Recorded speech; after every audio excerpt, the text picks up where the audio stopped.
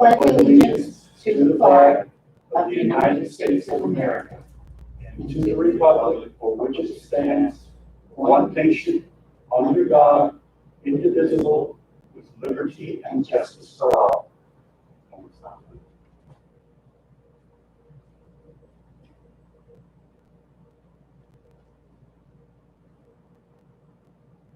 Treasurer, Mrs. Rogers, would you please introduce the treasurer? As an adult and treasure hunter, I am committed to search for all talents, skills, and intelligence that exist in all children and youth. I believe all children are capable of success, no exceptions. And then roll call. Rogers, when you're ready. Mark Ready, Here. Pamela Long, here. Dennis Callahan, Timothy Kaysen, Here. 3 out of 4 present. Forum, we shall continue. So, first things first, we have approval of the agenda. You want to make a motion for approval of the agenda, or do we have any discussion? I looked over the agenda. All right, we have a motion by Pam Long to approve the agenda, second by Mr. Timothy Kaysen. All in favor, say aye. Aye. All against? Motion passed. All right, then we have approval of the action consent items. Discussion about that? Talk about? Thanks for the good to, I think we're going to be just check back and check it out. Excellent. Motion, please. So moved. All right. Second. Motion by Ms. Pam Long and second by Ms. Kaysen. All in favor, say aye. Aye. All against? Motion passed. We move on to the financial reports.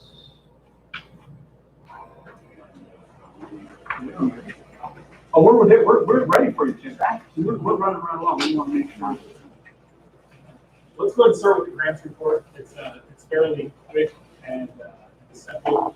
Since we're just really starting out the new year, the government grants the roofing project over at Toltec is due to be completed hopefully this week. If not, it will be completed next week. So they are on track to complete that soon.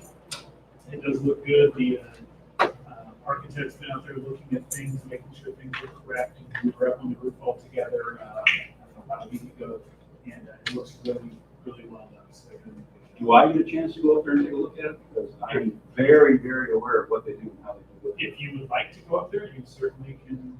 It's something I know how it's done, I know how it works, and I'd like to actually see it for myself.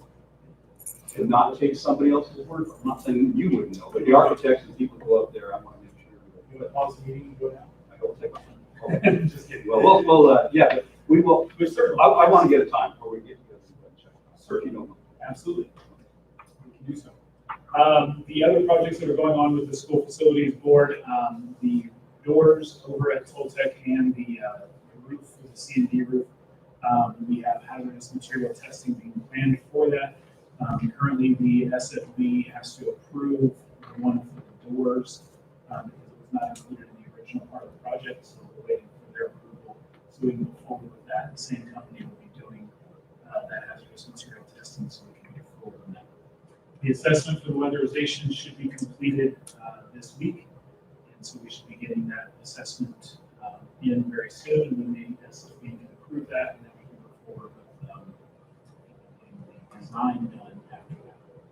No, right, they can't do the design or anything until after. The assessment, yeah. Yep, so they have to approve the assessment, and then we move to the design stage, and then after that, we go to the bid stage, and then construction stage. So we have stages. Moving down to the government grants, we do have the economic stimulus money for the COVID-19 economic stimulus money. We are in the process of purchasing hotspots for families that don't have internet and iPads to replace the iPads that we have for some of the iPads that we have for kindergarten and first grade. The problem with some of the iPads that we have, they are very, very old and they don't run Microsoft Teams, which is what we are utilizing for business things. They are going to start with a different process to begin with, and then once we get the new iPads in, they will switch over. You know that they're going to start with it. Okay. Yeah, they're going to start with something else and then move over to Microsoft Teams. Does that run on the Lenovo ones? Yep. Microsoft Teams will run on all the laptops. That's my boys have that. Yep. Trying to get hooked up. Yeah, so all the current laptops that are being distributed all work on Microsoft Teams.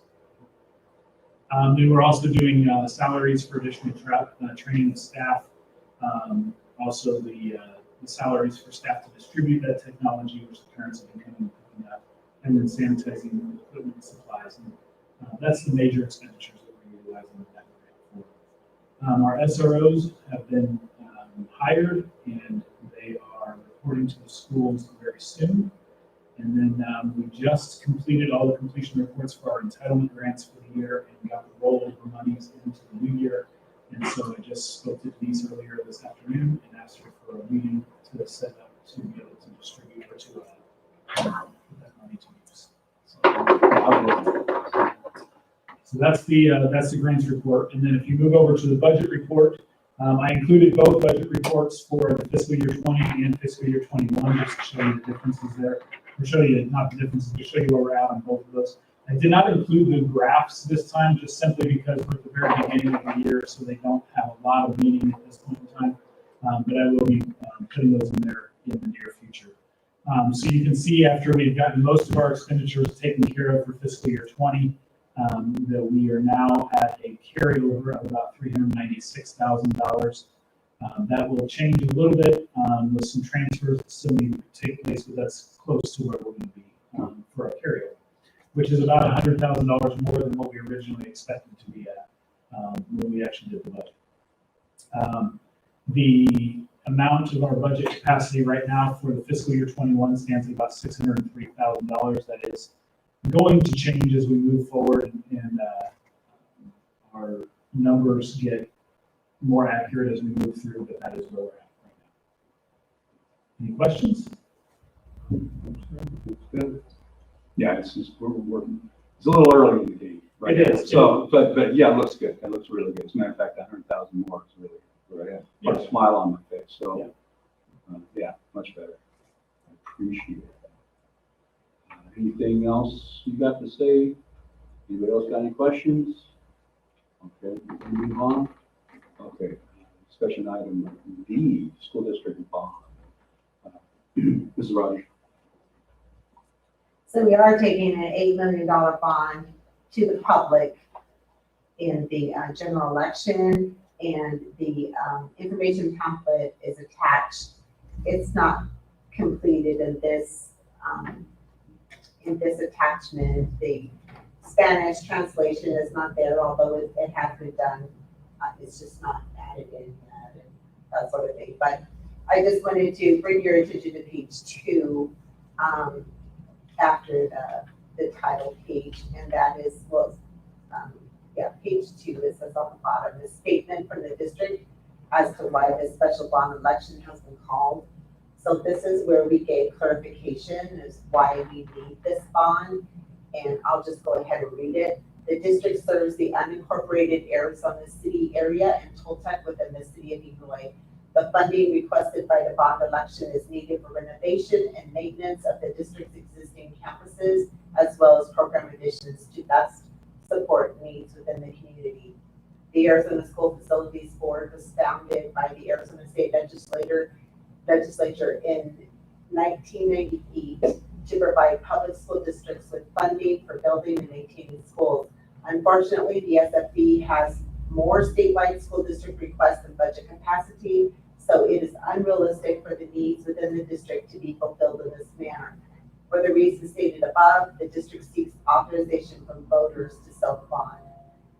There are buildings in use within the district that have existed for almost 60 years. Due to lack of funding for essential facility upgrades, the sale of the bond would allow the district to address critical needs. Polished concrete floors will facilitate sanitary conditions following the removal of worn out carpeting throughout the district. I will add that speaking. Wheelchair accessibility will be accommodated by updates to student restrooms. In addition to the overdue facility renovations, new facilities will be built for the establishment of regular education preschool programs at both schools and an alternative program for students who would otherwise be long-term suspended. The bond will purchase student transportation vehicles to replace worn-out buses. Proceeds from the bond will also allow continued upgrades in technology and replacement of technology equipment as necessary to suitably support instructional improvement and student learning opportunities. So this is where we get the little snippet to explain in our language why we need the bond. The rest of it is just in the language that fits the, criteria. Legalese is what you're trying to say. Yes. Okay, understand. But this is the understanding. A normal person can go out and say, this is really. Yes. That's what I was asking. That's where we just have a simple thing, telling everybody what the bond is actually for. Yes. We use it for. That's been my crux of a lot of the issues and stuff. People don't know what they're using it for. Why would you want to put bond up there? You just don't know what it's really all about and what's for. Yes. And I'm hoping that that'll be enough for everyone to grasp onto and say, yeah, it's probably necessary. And what is the plan for getting the information out to the public?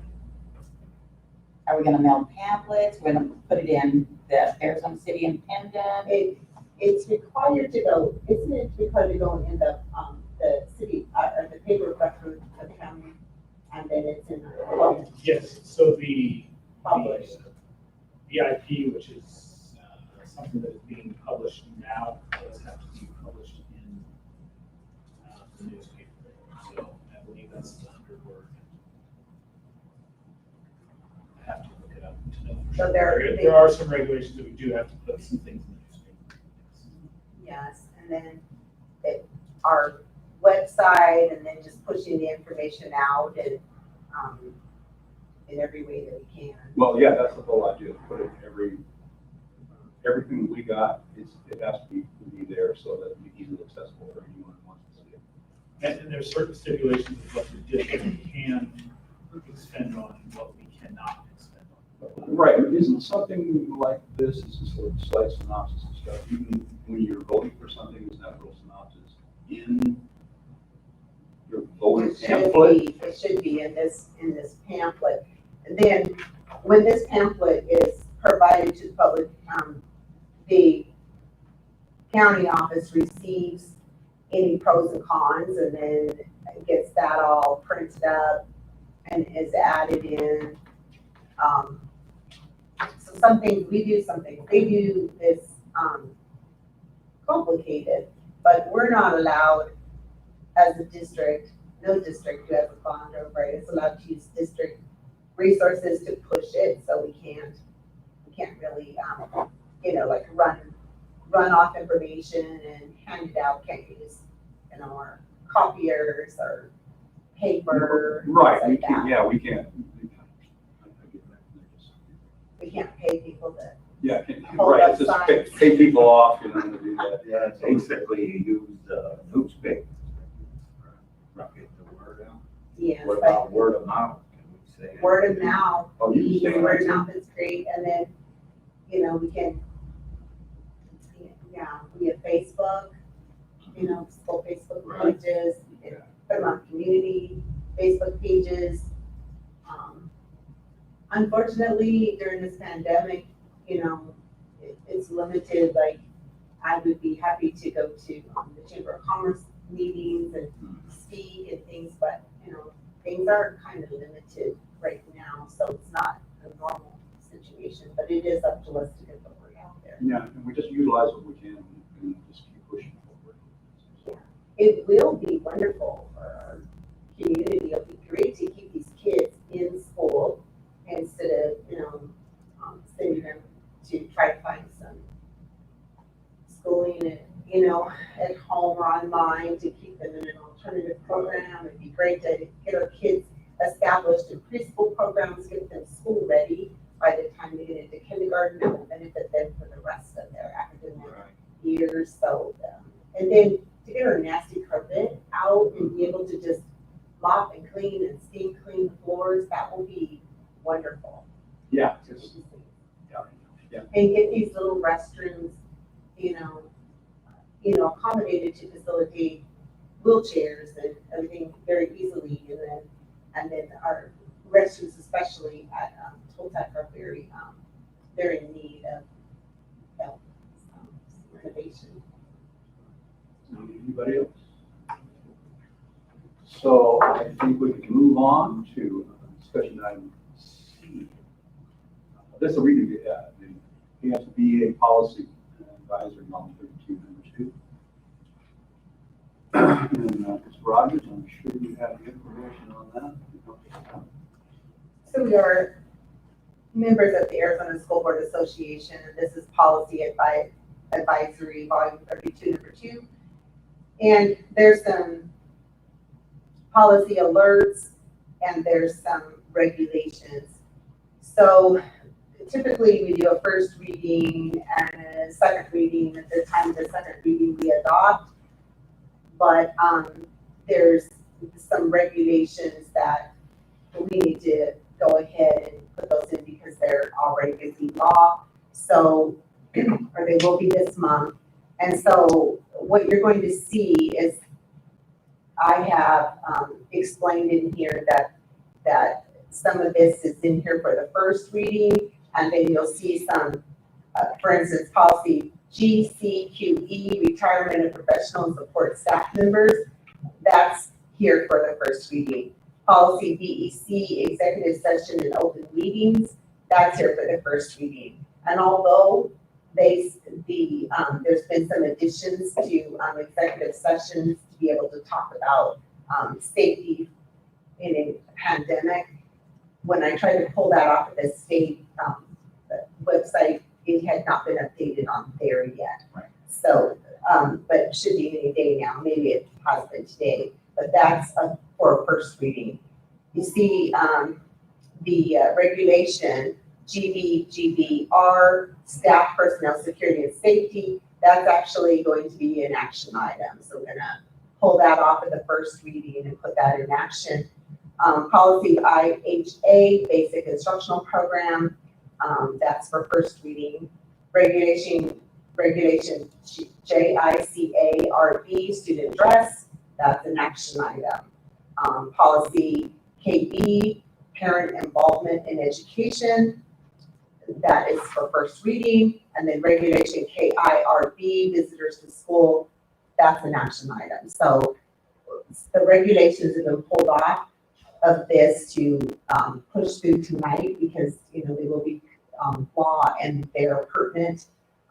Right now we need them in place, and then the others, you can come back for a second reading of these policies next meeting and then adopt them then. Yes, and actually the governor issues, those are executive orders, so they're actual law, so those will have to attend to tonight. The rest of them, has everyone been through this policy and read through some of this? I obviously went through this. I read it through them. I've read through everything and over and over. So if we're in agreement, we've looked at this the first time. We'll come back again and address this at the next meeting, as long as everybody's in agreement that they understand and review. Anything to say? Who's reading? So who's that reading? Normally we would read be receiving these in a more timely manner, you know, but since the pandemic, everything is off a little bit, and so when they recess and then come back, and then finalizing and the governor's executive order, all this just now coming to us. Yeah, that's just coming to us as of, just the day Last week. before we met. Yeah. Yes, and then some more coming Thursday or today. something like even. that, or Wednesday, Yes. Thursday? And some more came, a couple more came in this afternoon, so So, they're just now. yeah, they're coming in and, I think they're behind, we're not behind. We've gone through, I've read everything we've put together. And we also discussed this. So. So the ones that came through this afternoon will obviously. Well, it's gonna have to be the next meeting, because that's on there. Too late. To get just like, that's not. Yeah, but like you said, I noticed some of them need to be in effect right away. The visitors to the schools, Yes.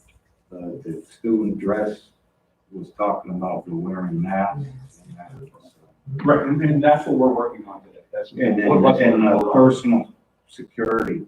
Yes.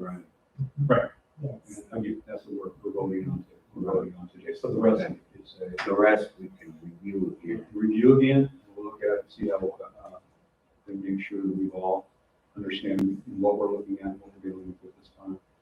If there's no more discussion on that, we can move on.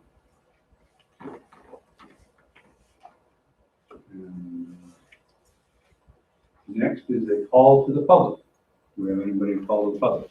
And we do, we have a farm bill out here by Yvette Richmond.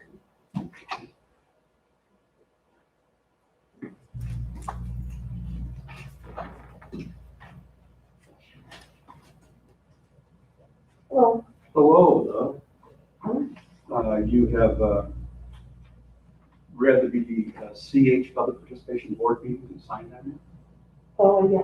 Yes, the paperwork, okay, I just want to make sure we have, you, and you understand everything that it said? Yes. Okay, correct. I just have to say one more thing before you get started, I'm sorry to hold you up, this is one of the things I have to do, okay?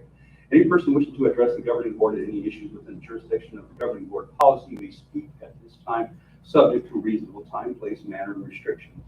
At the conclusion of the call, board members may want to respond to criticism made by the person addressing the board, ask staff to review the matter, or ask the matter to be put on future agenda. Each person will have a matter of 3 minutes, so you'll have 3 minutes to state what you have to say. There was an incident in March with my son that wasn't addressed properly. I went to the superintendent to do with the issues. I was told yesterday that the incident that happened with these children and the verbal, what they told my son was inappropriate, and I brought it to the superintendent's attention, wanting it to be dealt with, and from what I was told, these boys were only reprimanded. How can anybody be reprimanded if nobody's been in school for the last 5 months? So I feel I'm being lied to. I feel like the situation isn't handled in a proper manner. My son was crying yesterday saying that he feels he's going to be attacked once the schools do open back up. 2 of these students are staff members of the school. I find it unbelievable how he's been bullied constantly. I brought my issues up to superintendent twice and nothing's being done.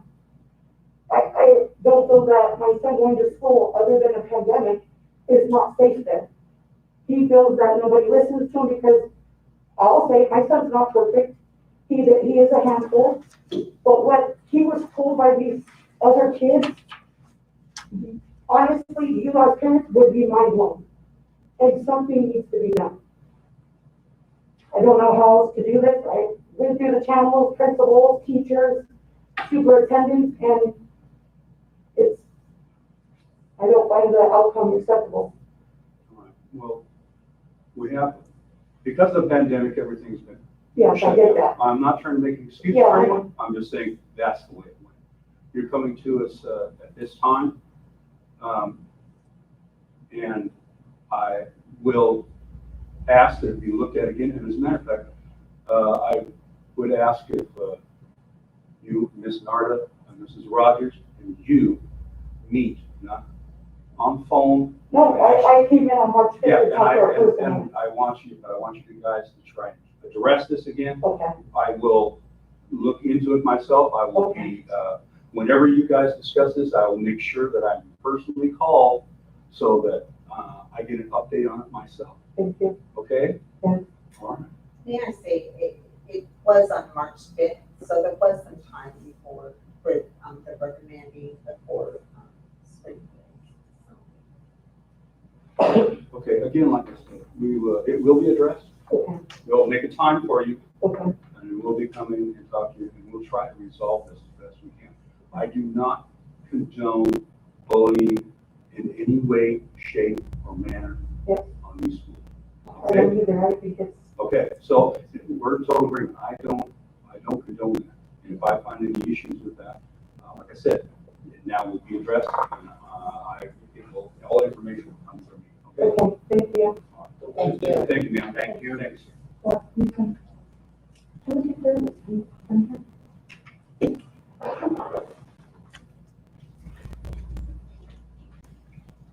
Okay. Next, we have action items.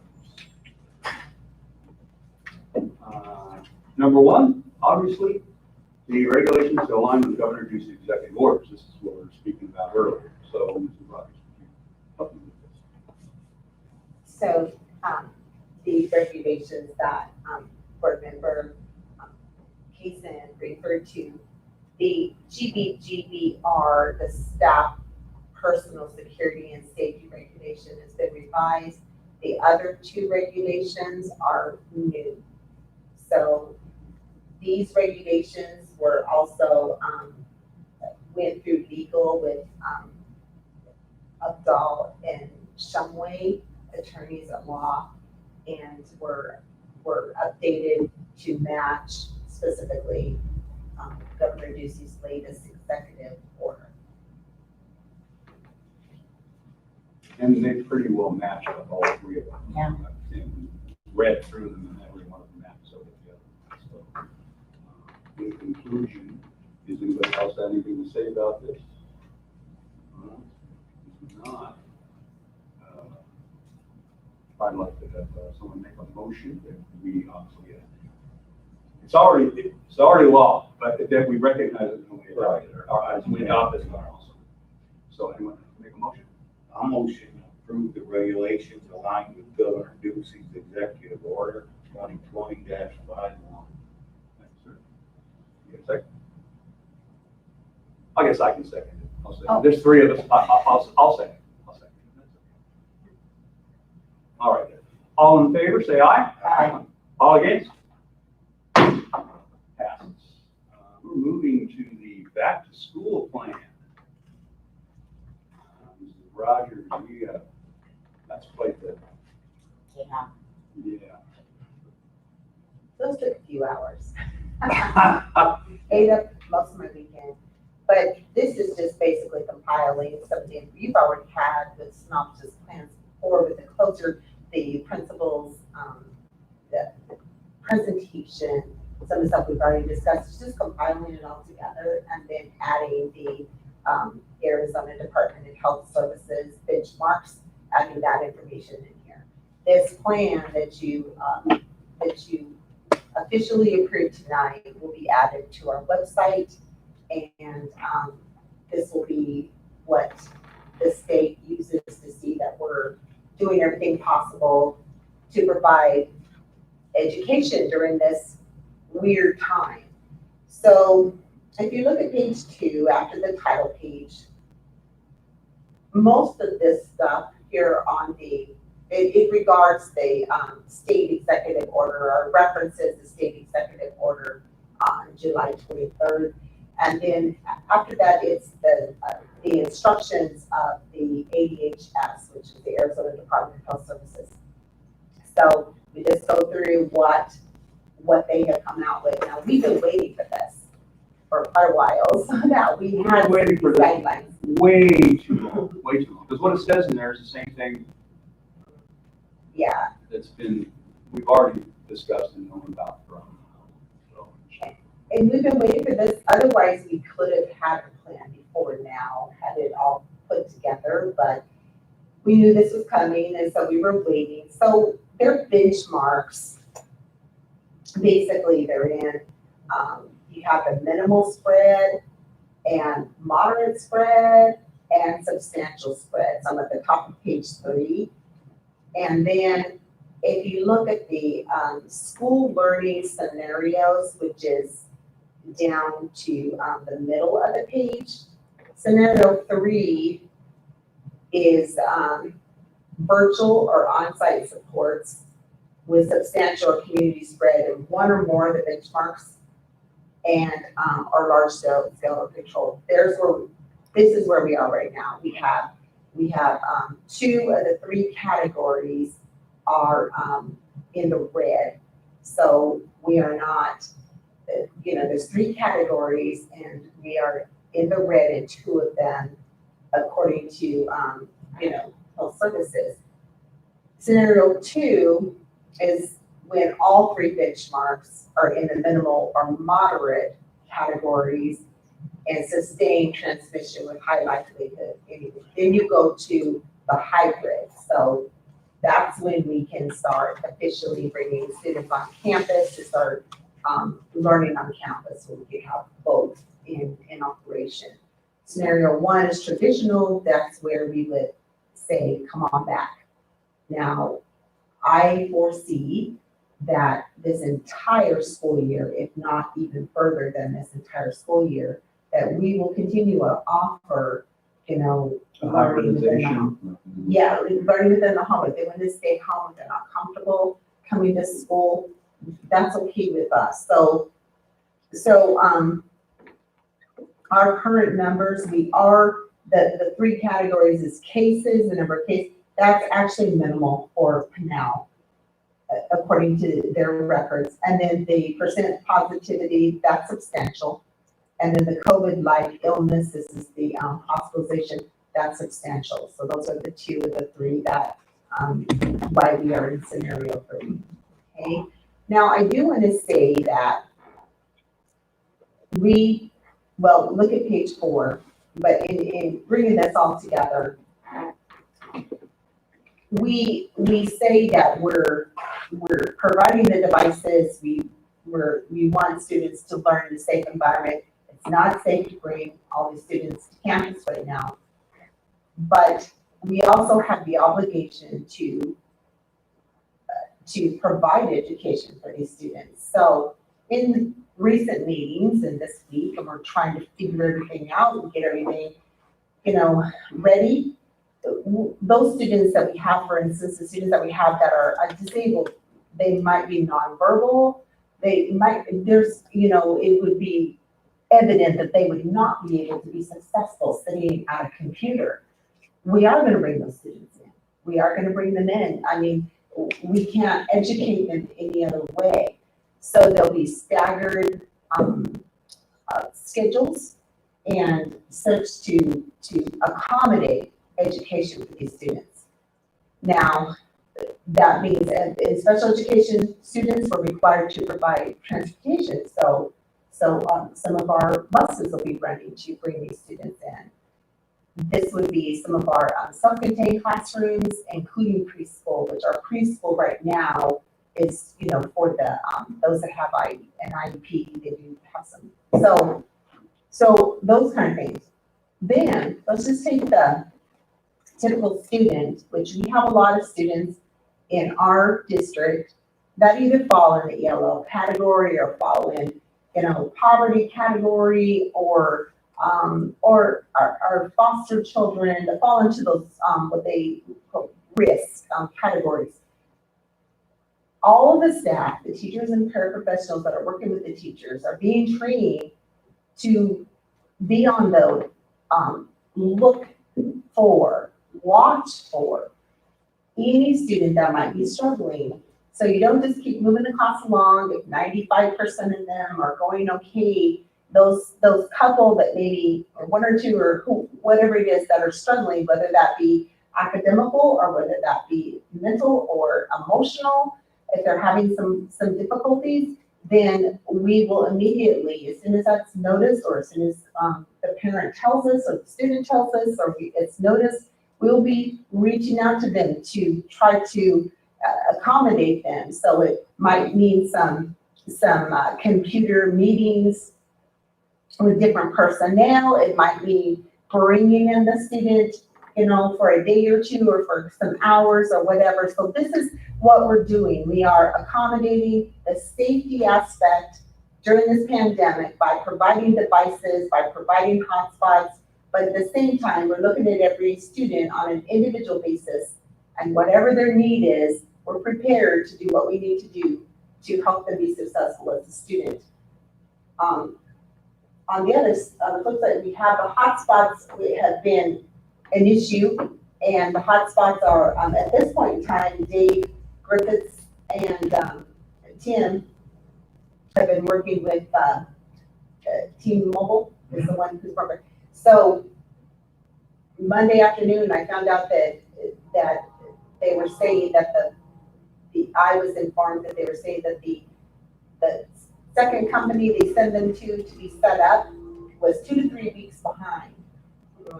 What? Then, as of right now, they're overnighting them, and we should be receiving them Thursday or Friday, and they are already set up, and there's some things that we have to do on our end, but we will have staff working even Friday, Saturday, what they need to do, and so we'll be, if a family has not received their hotspot and they need a hotspot, they'll be getting that this weekend or Monday, hopefully, so we're trying to accommodate that ASAP. Right, well, we have to understand that this is new for us. We're trying to accommodate every child. And this first week is going to be one, assessing the children, to getting the hospital to make sure that they work for everybody, because I've already looked at different schools and stuff. We started doing the same thing that we're trying to do right now. And that first week and a half was a mess. And if you don't expect that, then I think you're fooling yourself. So I'm going to expect that there's going to be a few problems come about, but we will get them solved quickly. I know we will, because the other schools have done it. It's just a matter of addressing this quickly and getting it taken care of as well as possible. And so all the teachers have gone through that assessment for children when they see them struggling or something like that there.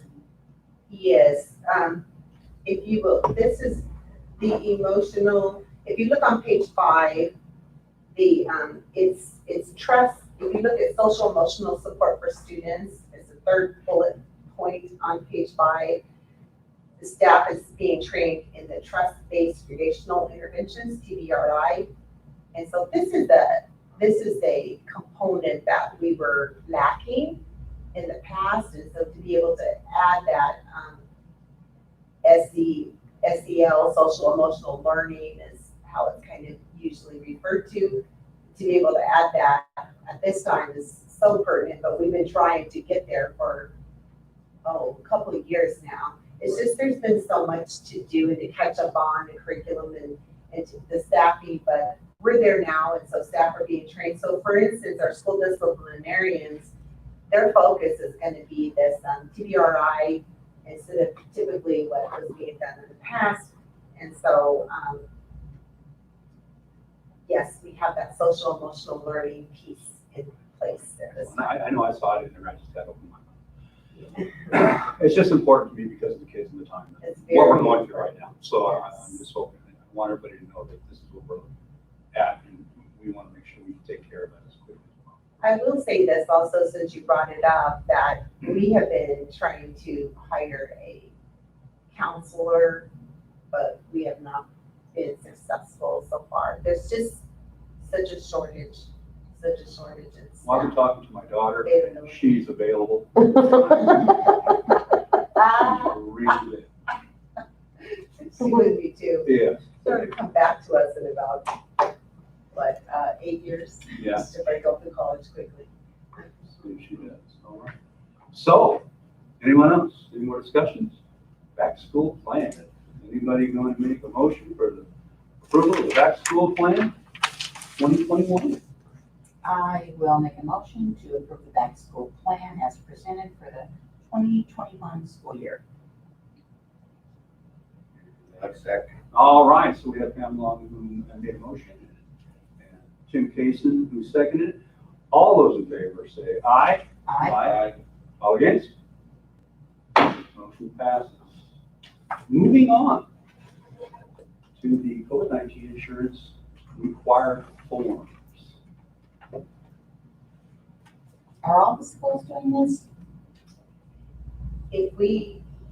Yes, they are. Well- Because if we don't, then we would, if we have not made an attempt to have these waivers signed, or, anyways, it costs us an extra $20,000 per, and the thing is that, when Alan and I were discussing this last night or this morning, I forget, when times are running together, feels like I got up at 2:30 this morning to take our last Chinese teacher to the airport, to go back to China. She's been trying to do so since May.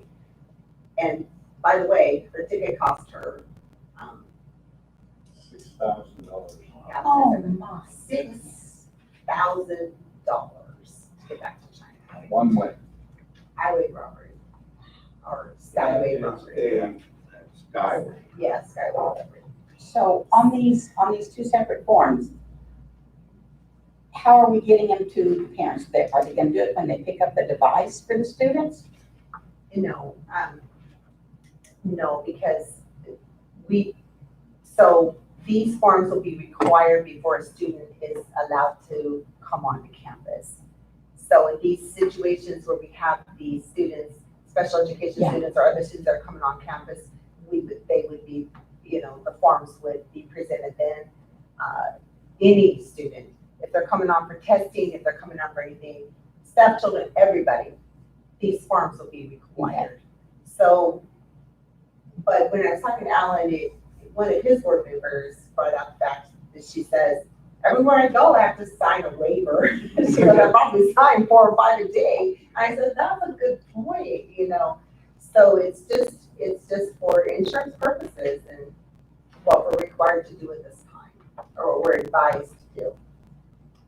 Yes, I understand. And what if they refuse to sign? Then we would make a note that we presented it at such and such a date, and so they refuse to sign, and then their child would not be allowed on campus. So we would not take that chance, for them to No, come of on course, campus. but they still have offered and they still have the computer, so that. And the reason we would make reference, that we offered it on such and such a day, we have that in case there was some kind of liability issue in the future, we'd say, here's our, good faith attempt to try to get it signed. And that's what the insurance company is requiring. Excellent, any more discussion? All right, do I have a motion for the COVID-19 insurance requirement form? I have a motion to approve the COVID-19 insurance required forms. Second? All right, so Timothy Casey made a motion, and Long has made a second. All in favor, say aye. Aye. All against? Passes. We move on to D. Action item D, Boys and Girls Club of the Casa Grande Valley. Whenever you're ready, ma'am. So Director Matthew Lindbergh, he's a great guy to work with, and Steve, they're just great guys, and they have a heart for kids, and they offer us partnering with them. We give them the facilities free, and then they offer our families at $10 a year the services of after school care and to be in the club, and then on Fridays. So after a lot of discussion with Mr. Lindbergh, we're just gonna go ahead and resume the program once we're permitted to open up our campuses. So he was willing to come in and do whatever we needed, but I think at this time we'll wait until we're able to open our campus safely. Yes, and that Boys and Girls Club has been very good here. Right. I know it has been, I know a lot, Unreal. a lot of people. Yes. It helps out and stuff. Yes, it does. It really helps So I- parents. I reserve the right to make a motion to, for the Boys and Girls Club of the Castle Valley to be approved. And we will second. I'll second. All right, President Lindgren has made a motion. Mr. Kane has seconded. All in favor, say aye. Aye. Aye. Aye. Any against? He was taking a drink. I looked over for religion. So, okay, so. Any, Wait for you then. anyone against? Motion passes. Thank you. Who is that masked man? All right, we move on to E, the Horizon Health and Wellness Incorporated.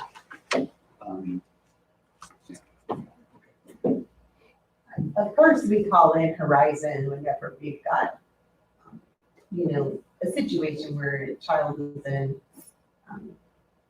distress or there's a need. So they come to both schools. They come whenever they can call on. We also give parents that, reference so they can call them themselves. And they reached out to us. They have I believe it's a grant. They have an opportunity to partner a little bit more with 2 schools.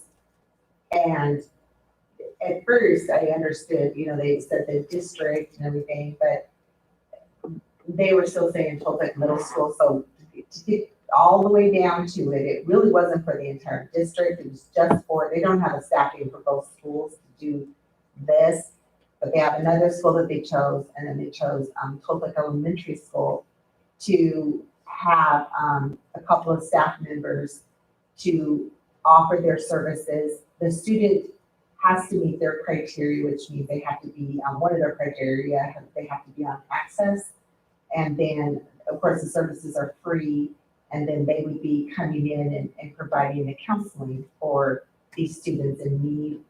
They have provided us, just as the Boys and Girls Club, with their insurance liability, certificate of liability insurance.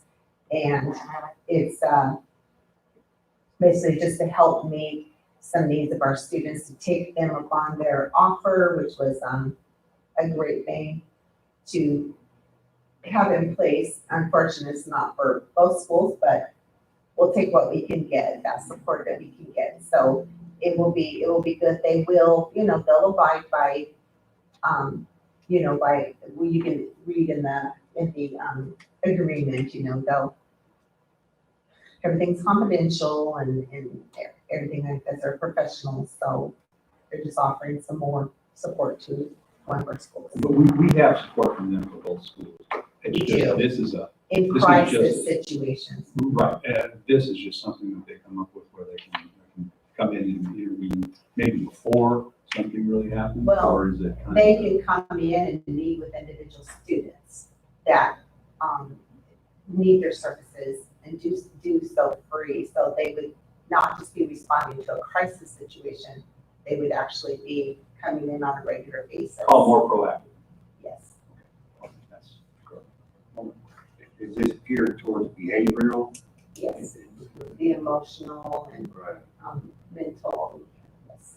Yeah, I read through it. I thought it was really good.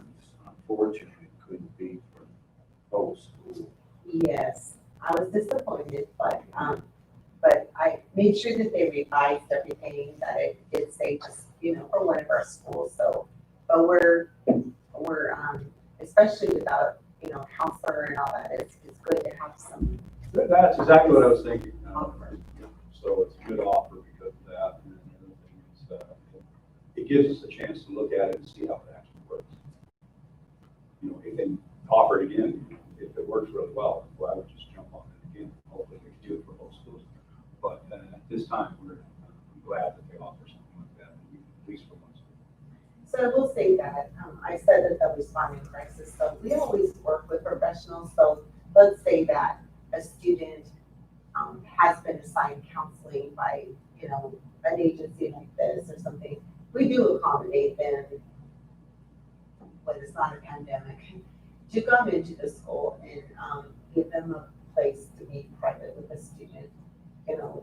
So we have been accommodating that way, but this is a different type of, an agreement. This they would, you know, be more like a counselor on, not necessarily on staff, would be a counselor there to, you know, seek and to serve right there on the campus. I make a motion to approve the MOU between Horizon Health and Tall Tech Elementary School. I second. All right, we have a motion to approve by Pamela Long, second by Mr. Kason. All those in favor say aye. Aye. I say aye. All those against? Motion passed. Regretfully, we have F, resignation of teacher. But we'll take a look at that in Superintendent Rogers. Will explain this to. Ms. Roll has worked for us as a special education teacher in the, on the ACES campus for 2 years. And she did resign effective August 3rd, but she's respectfully requesting that the penalty in her contract with the $2,000 for early contract release be waived, because she just became the guardian of a newborn. So in no way, yeah, this is more of a need than a just a Human life jumping that she's ship. Yeah, so responsible for. I can understand that, and I can see the $2,000 penalty is a little, especially when trying to raise a newborn and get everything going. I would never, and I'm sure this was something that wasn't necessarily, she didn't necessarily think this was going to happen, or just kind of came upon her. I would like to make a motion to approve the resignation of Sonia Rowe and to waive the penalty of $2,000 from contract. I second. All right. Got a long motion for approval. Mr. Kason has made a second. All those in favor say aye. Aye. All those against? Motion passed. Last but not least, G, goals for the superintendent. Gee. G. So you have, I wrote out the goals that you approved first on December 12th of 2018, and then you kind of just renewed them, pushed them forward on October 9th, 2019, for your easy reference, if you want to suggest any type of revisions.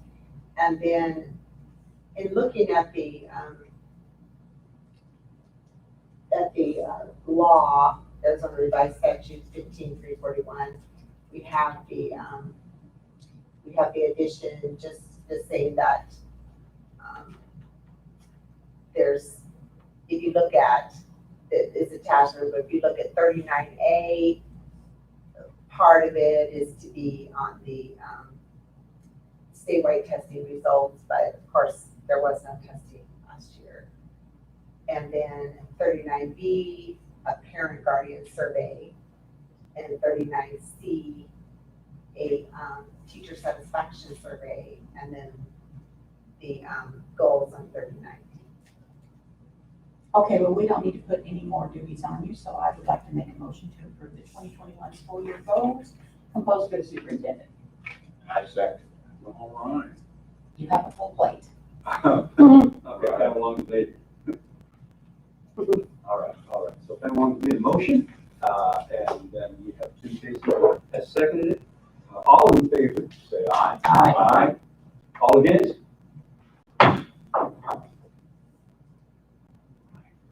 Ooh, closing the meeting. Okay, okay, we got next meeting date. Well, let's see where we at. We're gonna be in September. September 9th. Yeah. September 9th it is. All right. We good? All right. Well, we'll do what we can do here. September 9th sounds good to me. So if you're going away for Labor Day, be sure you're back by the 9th. Yeah, look at that. Who gets to go away? Mark? Yeah, where are you gonna go? I'm trying to figure out where I am supposed to go. Go to the lake with the other 5,000 people that are on the boats and stuff? I don't know. All right, last but not least, the closing of the meeting. Motion to adjourn? There, I hear it. Second. You've got a second, all in favor? Say aye. Aye. All against?